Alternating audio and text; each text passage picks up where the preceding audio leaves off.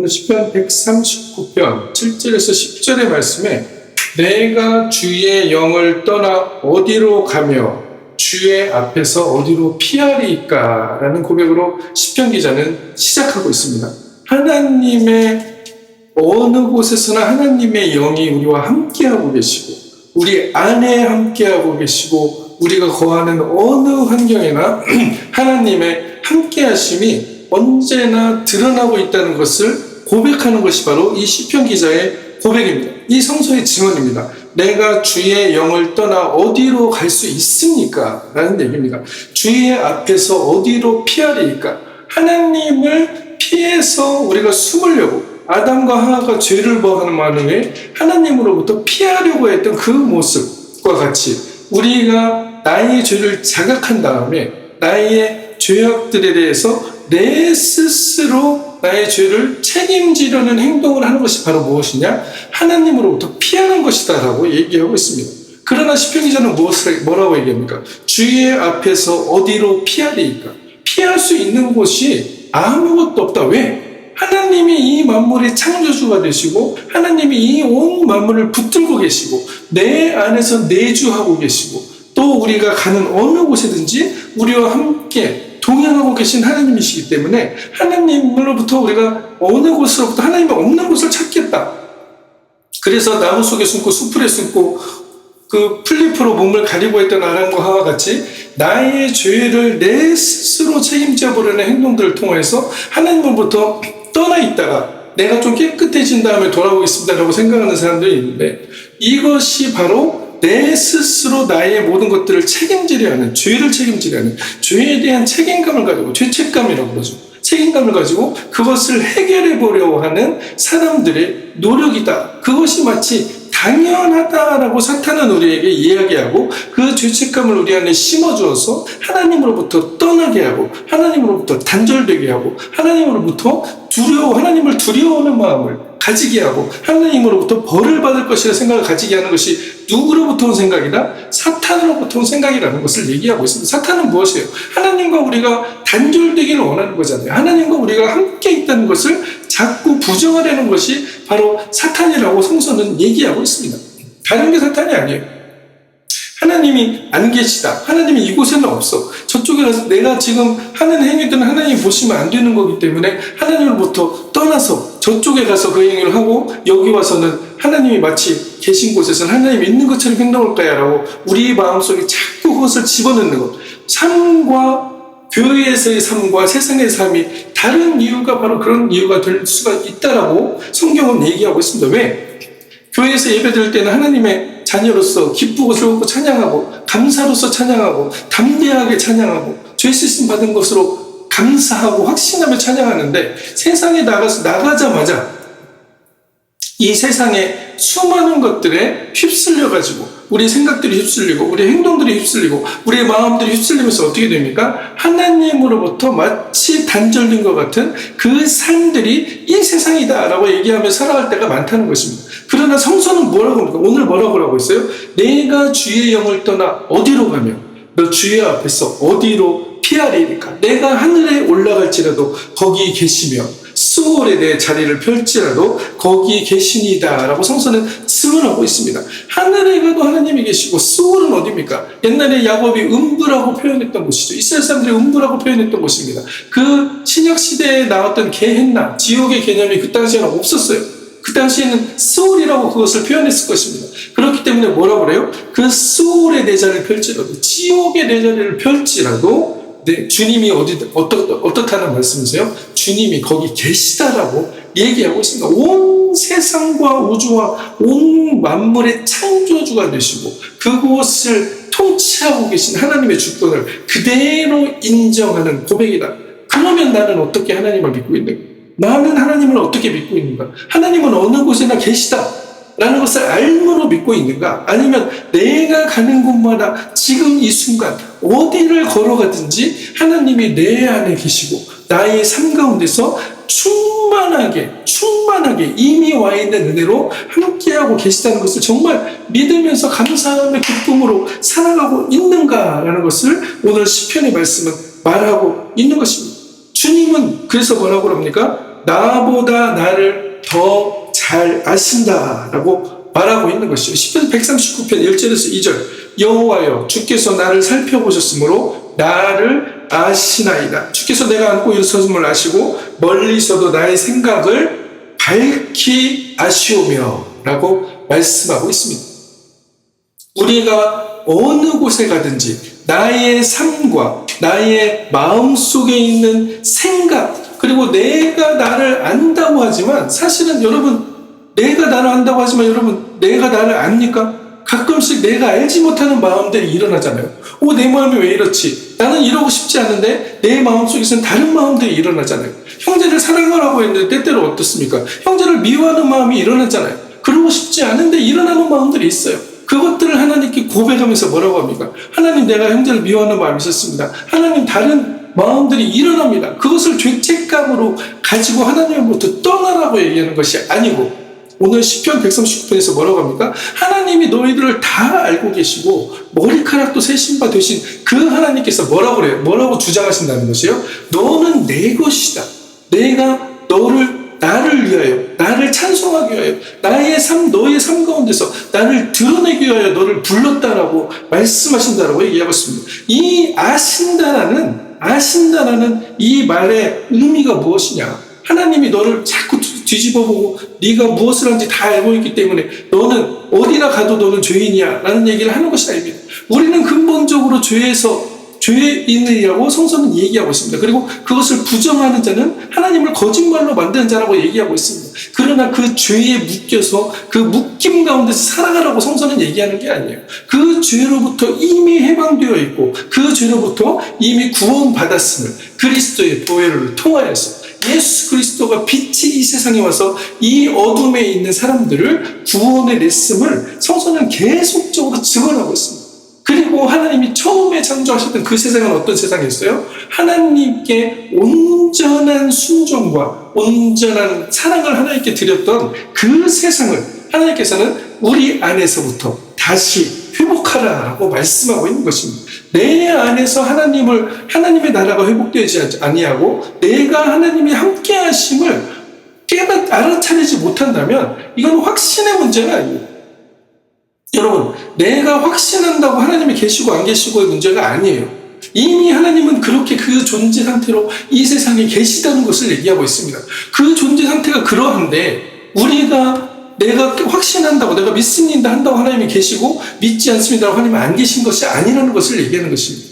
그 상태를 다시 발견하라고 말씀하고 있는 것이에요. 하나님으로부터 자꾸 떠나려고 하고 하나님으로부터 두려운 마음을 가지게 되고 하나님으로부터 더 멀리 피하려고 하는 그 마음에서부터 우리는 하나님이 어디로 가도 함께하고 계시다. 내가 새벽 날개를 치며 거기 거할지라도 바다 끝에 거주해도 주의 손이 나를 인도하시고 나를 붙드신다라는 성서의 증언이 나의 마음에 정말로 화살처럼 박혀야 된다는 것입니다. 심령의 골수를 쪼개는 말씀으로 박혀야 된다라고 얘기하는 것이에요. 이 말씀이 우리 안에 살아온 운동력이 있고 역사하면서 이 말씀을 통해서 우리 죄책감들을 태워버리고 하나님 앞에 어디서든지 주님, 나는 주님이 함께 하심을 감사하고 찬양하고 하나님을 사랑합니다. 사람들은 하나님이 함께 하신다는 것을 증명하기 위해서 때로는 그것을 확신하기 위해서 수많은 언어들을 사용했어요. 코람데오라는 말도 썼습니다. 하나님 앞에 있는 것처럼 살아가라. 근데 어떻게 됐어요? 있는 것처럼 살아가려고 자꾸 하나님이 내 앞에 계시지 그러다 보니까 사람들하고 농담하고 사람들하고 수다 떨고 일에 집중하고 그러다 보니까 어떻게 됐어요? 내 생각으로 하나님이 계시다라고 자꾸 그 생각을 내려고 하는 것들이 까먹게 될 때가 많이 있잖아요. 그쵸? 까먹게 될 때가 있습니다. 이것을 통해서 우리의 노력을 통해서 하나님을 상기하라는 얘기를 하는 것이 아닙니다. 하나님은 어떤 분이시냐? 내 존재 안에 나와 함께 이미 거주하고 계시다. 하나님의 그 존재로부터 우리가 이미 태어났고 하나님으로부터 나왔기 때문에 하나님의 말씀으로 창조하신 이 세상에 하나님께서 순수하게 손으로 빚으셔서 하나님의 생기를 불어넣으신 것이 바로 우리라는 존재이기 때문에 우리는 이미 하나님의 영이 거주하고 계시다는 것을 성경은 계속적으로 이야기하고 있다는 것입니다. 내 온 몸 안에, 내 온 환경 안에, 지금 우리가 이 예배하는 이 자리뿐만 아니고 내가 이 예배 끝나고 어디로 걸어 나가서 어느 곳을 갈지라도 때로는 하나님이라는 단어를 상기하지 못할 때에라도 하나님께서는 우리와 함께 하고 계시며 주의 오른손이 나를 붙들고 계시고 나를 인도하고 계시다라고 성서는 증언하고 있습니다. 우리가 믿어야 될 것이 무엇이냐? 하나님이 나를 아시고 나의 생각을 밝히 아시고 내가 안고 일어났음까지 아시는 하나님이 나와 함께하고 계신다는 것을 감사하고 기뻐할 수 있어야 된다는 것을 말하고 있는 것입니다. 지은 것이 하나도 하나님 앞에 나타나지 않음이었고 우리의 결산받으실 이 눈앞에 만물이 벌거벗은 것 같이 드러나리라. 히브리서 4장 13절. 이것이 심판의 말씀입니다. 그러나 우리는 그리스도인은 하나님의 심판의 말씀 앞에 기쁨과 감사로 아멘 할 수 있는 사람들이라는 것을 말하고 있는 것입니다. 왜 그렇습니까? 하나님의 사랑에 그리스도께서 우리들을 붙들어 주시고 계시고 우리를 그리스도의 옷으로 입혀주셔서 우리가 하나님 앞에 섰을 때 하나님께서는 이 모든 우리 안에 있는 죄의 문제들을 이미 해결해 놓으셨고 이미 사해 놓으셨고 그것을 통해서 우리가 고통받기를 원치 않으신다는 것을 계속 말씀하고 있는 것입니다. 우리가 스스로 하나님 앞에 기도하면서도 때로는 하나님 앞에 회개라는 것을 통해서 회심을 통해서 우리의 죄를 자백하며 매 순간 그 회심의 순간은 무엇이에요? 하나님 잘못했어요. 끝나는 게 아니에요. 끝나고 무슨 죄를 씻어내고 다시 가서 죄를 묻혀오라는 얘기를 하는 것이 아닙니다.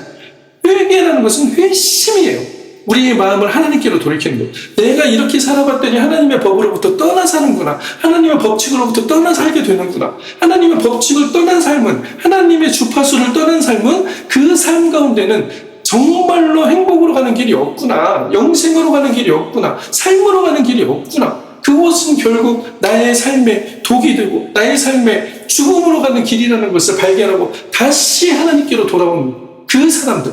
어쩌면 물리적으로 볼 땐 똑같은 현상일 수 있어요. 내가 잘 되고 내가 평안하고 나에게 풍요로움이 드러나고 그러나 어떠한 마음과 어떠한 태도를 가지고 우리가 그 마음 하나님이 주시는 수많은 복들을 발견하면서 살아가는지 아니면 나의 지혜와 나의 노력과 세상이 얘기하는 그 가치관을 가지고 내 풍요와 내 부와 내 명예와 내 권력들을 축적을 했는지에 대한 이야기라는 것입니다. 내 내면에 내가 변화하지 않았는데 내가 하나님의 영광을 드러낸다라고 얘기하는 것은 사실은 스스로 속이는 것이다라고 얘기하고 있습니다. 우리가 믿어야 될 것은 무엇이냐? 이 스스로 속임으로부터 벗어나야 되는데 어떤 것으로 벗어날 수 있냐? 아주 진리는 간단합니다. 하나님이 당신과 언제나 함께하고 계시고 그 충만한 은혜가 우리 안에 이미 드러나 있다는 것을 말씀하고 있다는 것입니다.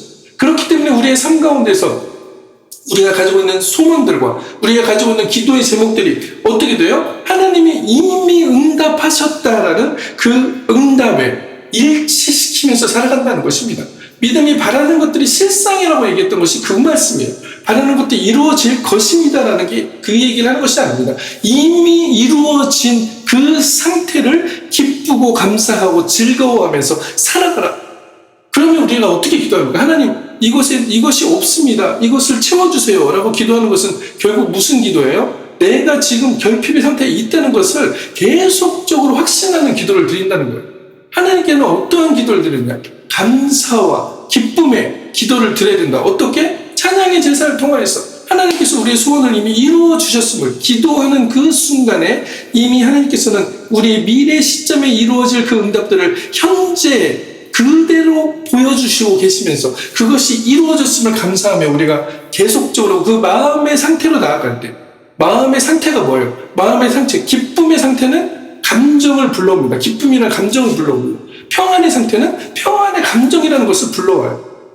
모든 응답들이 이루어지고 우리의 소원이 만약에 이루어졌다면 우리는 어떤 마음의 상태일까? 기쁨과 감사의 상태일 것이라는 것입니다. 그러나 우리는 어떻습니까? 기도하고 나서도 그 마음의 상태에 하나님이 온전히 이루셨음을 바라보면서 그것이 이루어진 것을 현실화하지 못하는 그 마음의 상태로 우리가 기도를 드릴 때가 많다는 것을 말하고 있습니다. 그것은 무엇이에요? 계속적으로 그 부정의 상태, 기도하는 것과 정반대의 상태들, 주파수들을, 진동수들을 하나님께 보내는 것입니다. 그렇게 그랬을 때 뭐라고 그래요? 하나님께서는 너의 믿음대로 될 것이다. 너의 믿음대로 될 것이다. 우리가 믿는 게 뭐예요? 지금 입술로 고백하는 것이 우리가 믿는 겁니까? 그렇지 않습니다. 내 마음과 내 마음에서 요동치고 있는 그 상태들, 정말 내가 감사함으로 평안함으로 드린다고 하면서도 그 감사와 평안이 내 마음에 주관하고 있는가라는 것을 얘기하고 있다는 것입니다.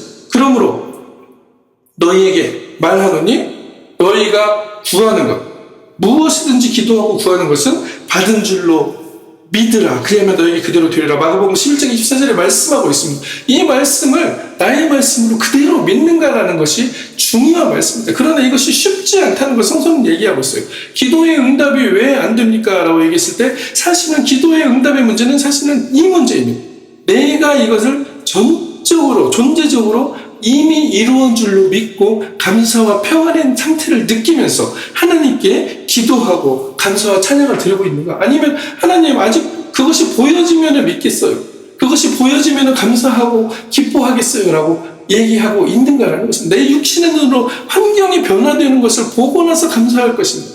아니면 이미 이루어졌음을 감사하며 기쁨과 찬양의 제사로 하나님께 기도를 올려드릴 때 하나님께서는 그 믿음 위에 우리의 삶을 변화시킨다는 것을 말씀하고 있습니다.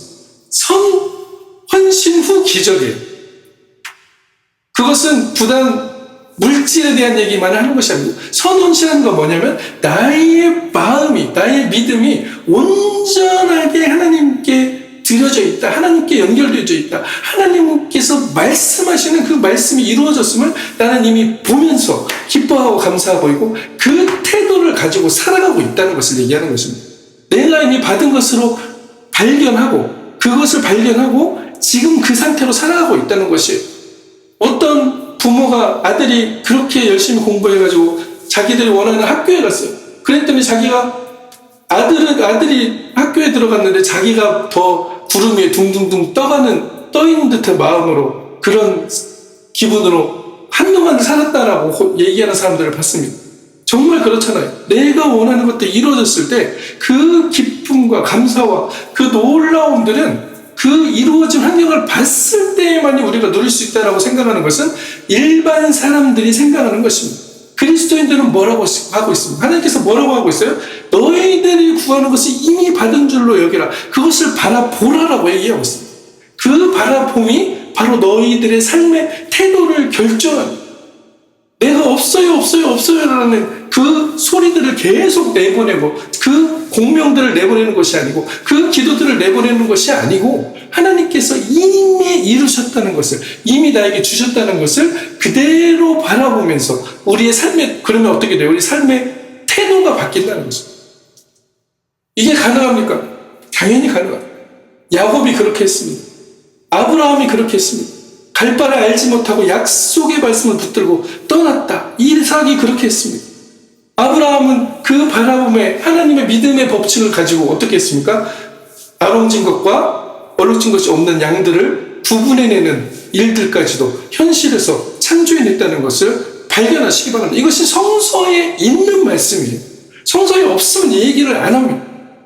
진짜로 현실화시켰던 사실 이 우리들이 보고 있는 현실은 하나님의 현실에 비하면 아주 작고 미세한 보잘것없는 현실입니다.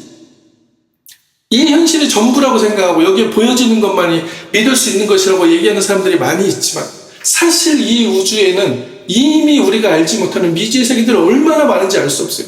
우리가 알지 못하는 그 마이크로 또 아주 작은 소우주 안에도 그 수많은 알 수 없는 우주들이 펼쳐 있다는 것을 우리는 이제 서서히 발견하고 있습니다.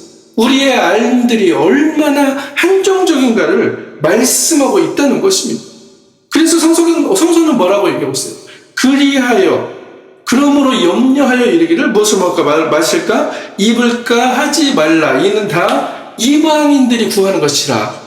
너희 하늘아버지께서 이 모든 것이 너희 있어야 할 줄 이미 아시느니라. 하나님께서는 우리의 필요와 결핍뿐만 아니고 우리가 무엇이 더 있어야 우리의 삶에 더 좋은 행복한 삶을 살아갈 수 있는가를 이미 알고 계신다. 마태복음 6장 31절에 32절의 말씀입니다. 우리가 구하기도 전에 하나님은 이미 우리의 모든 것을 알고 계시다. 나보다 나를 더 더 잘하시는 하나님이 우리를 붙들고 계시고 우리를 인도하고 계시다는 것이 바로 오늘 시편 말씀의 중요한 주제인 것입니다. 내가 어디로 가든지 하나님의 손이 나를 인도하고 주의 손이 나를 붙들고 있습니다. 이 확신의 빛 안에서 주님의 손에 붙들려 우리는 살아가고 있다라고 성서는 증언하고 있어요. 빛이 어둠에 빛이 되어 어둠이 깨닫지 못하더라. 요한복음 1장 5절. 하나님의 빛이 이미 우리에게 왔으나 우리는 그것을 깨닫지 못하고 있더라. 알아차리지 못하더라 라고 얘기하고 있습니다. 그러면서 하나님께서는 이것이 우리 삶에 다시 우리 눈이 밝아져서 우리 눈이 깨어나서 우리의 영성들이 깨어나서 하나님이 이렇게 우리를 붙들고 계시고 이미 우리에게 예비하시고 풍성하게 부어놓으신 이 하나님의 복들의 세계 안으로 들어오라라고 말씀하고 있는 것입니다. 초청하고 있는 것입니다. 아버지 집으로 탕자가 다시 아버지 집으로 돌아올 때 어떤 일이 있었어요? 자기가 시도했던 모든 것들이 결국은 내가 풍요하고 내가 모든 것들을 즐기고 살고 누리고 가는 것 같았는데 궁극적으로 어떻게 됐습니까? 그가 물질적으로 망했다고 하지만 그것이 중요한 것이 아니었어요. 그가 물질적인 것뿐만 아니고 존재적으로 하나님으로부터 멀어지면서 그의 삶 가운데는 하나님의 빛으로부터 떠나는 일들이 발생했다는 것을 그가 발견한 것이라는 것입니다. 아무리 물질이 많아도 이 세상은 지금 많은 사람들이 우울감과 절망감에 시달리며 살고 있습니다. 오히려 전쟁 후에 69달러였던 그 시대보다 지금 560배가 더 소득이 발생한 이 시대, 3만 달러 이상의 국민소득이 있는 이 시대에 사람들은 정신적인 결핍을 호소하고 있습니다. 물질적인 결핍과 정신적인 결핍이 다르다라고 얘기하죠. 똑같습니다. 그 결핍은 어디서 오는가? 하나님이 당신들과 지금 하나님께서 당신들을 붙들고 계시고 인도하고 계시고 하나님의 그 아버지 집으로 다시 초청하는 여기서 너의 자리를 펴고 너의 길을 걸어가면 하나님께서 너의 머리 위에 기름 부으시고 너의 원수 앞에 상을 베푸시고 정말로 하나님께서 이끄시는 그 놀라운 풍성함들을 드러내실 거라고 말씀하시는데 그것을 믿지 않는 것입니다. 우리가 그것을 정말로 믿으면서 살아가는 거예요. 오늘 그 말씀, 마태복음의 말씀, 하나님 아버지는 너희 것, 먹을 것, 입을 것, 쓸 것을 다 있어야 할 줄 아신다. 이것이 필요해요, 저것이 필요해요. 그러면서 그 필요를 구하는 것은 무엇이라고 얘기하는 것입니까? 염려한다라고 얘기한다는 것입니다. 그 염려는 무엇이냐? 이 말씀을 믿는 사람들이 얼마나 되냐는 것입니다. 그것을 염려하여 무엇을 먹을까, 마실까, 입을까 하지 말라. 이것은 하나님을 신뢰하지 않는 사람들이 구하는 것이라. 아니면 하나님이 함께하지 않는 것을 아직 다시 회복하지 못한 사람들, 알아차리지 못한 사람들이 구하는 것이다. 왜? 하나님이 모든 공급의 근원이 되심을 우리가 인정하는 것뿐만 아니고 그 상태가 진짜임을 발견하는 것이 중요하다는 것을 얘기합니다. 내가 인정한다고 되는 것이 아니에요. 그 상태는 이미 그렇게 주어져 있는 상태인데 그 상태 안으로 들어가라는 것을 얘기하고 있습니다. 하나님이 지배하시는 그 세상, 하나님의 울림들이 통치하시는 그 세상으로 들어가지. 아니 그렇지 않고 이 세상이 얘기하는 가치 가운데서 내가 무엇을 해보려고 하고 노력하고 무엇을 이겨보려고 하기 때문에 전교 1등이 자살하는 일들이 생겨나고 있다는 것을 얘기하고 있습니다. 시편 기자는 오늘 46편 1절, 10절, 시편 46편 10절에 이렇게 얘기합니다. 이르시기를 너희는 가만히 있어 내가 하나님됨을 알지어다. 내가 문 나라 중에서 높임을 받으리라. 내가 세계 중에서 높임을 받으리라 하시도다 라고 말씀하고 있습니다. 이게 무슨 말씀이에요? 하나님이 하나님의 일을 하시고 하나님이 하나님의 때에 하나님의 영광을 드러내신다. 누구를 통하여서? 여러분들 각자의 삶을 통하여서 어떻게 할 때만이 여러분들이 하나님의 손에 붙들려 있음을 다시 알아차리고 하나님께 회심할 때만이. 그것의 단절의 상태는 누가 만들었다는 것이에요? 하나님이 만든 게 아니라는 것이에요. 자꾸 하나님의 영이 떠났다가 하나님의 영이 다시 옵니다. 하나님이 내가 죄를 지었기 때문에 떠나셨어요. 나는 깨끗하지 않아요. 당신이 더러울 때도 하나님이 함께 하셨다라고 얘기하고 있습니다. 성서에는 뭐라고 해요? 어두움 속에 빛이 왔다라고 얘기하고 있어요. 그런 논리라면, 내가 깨끗할 때만 하나님이 나를 찾아오신다는 논리라면 어두움에 빛이 올 수가 없습니다.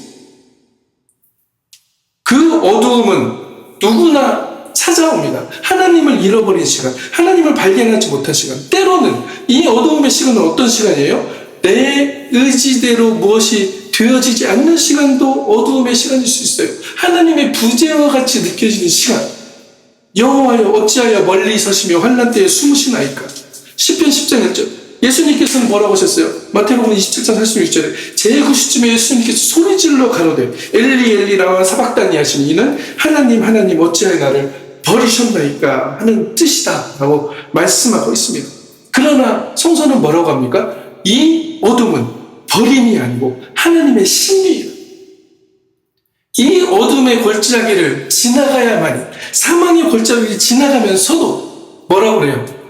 주께서 나와 함께 하시고 주의 지팡이와 막대기가 나를 안위하신다는 고백이 바로 우리가 하나님을 향하여 회심하는 순간이라고 말씀하고 있는 것입니다. 이 하나님의 신비함으로 어쩌면 이 어둠의 순간들은 우리를 초청하고 있다라고 말씀하고 있습니다. 출애굽기 20장 21절에 뭐라고 하고 있어요? 백성들은 멀리 서 있고 모세는 하나님이 계신 흑암으로 가까이 가니라. 하나님이요 흑암 속에서 모세와 같이 말씀하셨다라고 얘기하고 있습니다. 그러나 그 믿음은, 모세는 하나님이 그곳에 계심을 믿고 담대히 걸어갔다는 것을 믿으시기 바랍니다. 우리는 우리의 어둠의 순간 가운데 어떻게 걸어가며 살아가고 있는가? 우리가 어떠한 감정, 마음의 상태로 살아가고 있는가? 마음의 평안이 있습니다. 마음의 기쁨과 감사가 계속적으로 있는가? 아니, 그거는 주어진 환경이 잘 돼야 기쁨과 감사가 나오는 거죠. 그거는 감사가 아니고 환경에 대한 보응이라는 것입니다. 그대로 그냥 똑같이 반응하는 것뿐이에요. 환경에 대한 반응을 성서는 이야기하는 것이 아닙니다. 우리의 감정의 상태는 항상 어디까지 끌어올려야 된다? 감사와 기쁨. 막 기뻐서 맨날 무슨 하이퍼같이 춤추라는 얘기를 하는 것이 아닙니다. 항상 그 충만한 감사의 상태를, 기쁨의 상태를 알아차리라는 것입니다. 하나님께서는 이것을 우리에게 허락하셨다고 얘기하고 있습니다. 그렇게 될 때만이 우리의 삶에는 항상 기뻐하고 범사에 감사하고 매 순간 기도할 수 있는, 하나님과 교통하는 그 순간들을 맛보며 살아갈 수 있다라고 얘기하고 있습니다. 이것이 바로 하나님이 우리를, 그리스도 안에서 우리를 향하신 하나님의 뜻이다 라고 성서는 증언하고 있습니다. 여러분, 우리의 삶 가운데 하나의 열쇠밖에 없어요. 하나의 길밖에 없어요. 하나의 진리밖에 없어요. 하나의 도밖에 없습니다. 무엇입니까? 바로 하나님이 우리를 붙들고 계십니다. 그리스도께서 이 세상에 우리에게 오셔서 우리에게 그 빛을 전하시고 그 놀라운 거룩한 열쇠를 우리에게 주셨다, 이미 허락하셨다라고 말씀하고 있는 것입니다. 여러분, 오늘 이 하나님의 놀라운 선물을 붙드시기를 바랍니다. 하나님께서 주신 이 놀라운 선물을 믿음의 고백으로 붙드시기 바랍니다. 내 삶에서 다시 발견하고 알아차리고 그것을 통해서 우리 삶 가운데 모든 삶이 하나님께 집중되어지고 하나님께서 주신 그 영적 예배가 되어지는, 그러므로 형제들아 내가 하나님의 모든 자비하심으로 너희를 권하노니 너희 몸을 하나님이 기뻐하시는 거룩한 산 제물로 드리라. 이는 너희가 드릴 영적 예배니라. 로마서 12장 1절에 말씀하고 있습니다. 여러분, 영적인 것과 육적인 것은 구분되지 않습니다. 영적인 것은 곧 육적인 것이고 육적인 것은 곧 영적인 것입니다. 이것을 통해서 하나님께서 우리에게 말씀하고 있는, 우리의 삶이 그리스도 안에서 통일되게 하시고 하늘에 있는 것들이 이루어진 같이 땅에서도 하나님의 나라가 이루어지길 원한다. 이것을 너희들 삶에 보여주길 원한다. 이웃들이 우리의 삶을 보고 하나님이 정말 계시구나, 정말 너희들과 함께하고 계시라는 그 고백을 이끌어내시길 하나님께서 원한다. 거기에 우리가 대응해야 될 반응은 무엇이냐? 마음의 상태를, 믿음의 상태를 하나님께 온전하게 드리는 것. 하나님께 믿습니다가 아니고 정말로 내 존재적으로 하나님께서 그렇게 연결되어 있고 하나님이 나를 붙들고 계시는 것. 내가 새벽 날개를 치며 바다 끝에 가서 거주할지라도 주의 손이 나를 인도하시고 주의 오른손이 나를 붙드십니다. 이 말씀을 통해서 여러분들 삶 가운데 하나님 함께 하심이 드러나고 하나님의 놀라운 능력들과 기름 부으심이 원수 앞에 상을 베푸시는 능력들이 드러나는 축복의 삶이 되기를 그리스도로 간절히 축원합니다.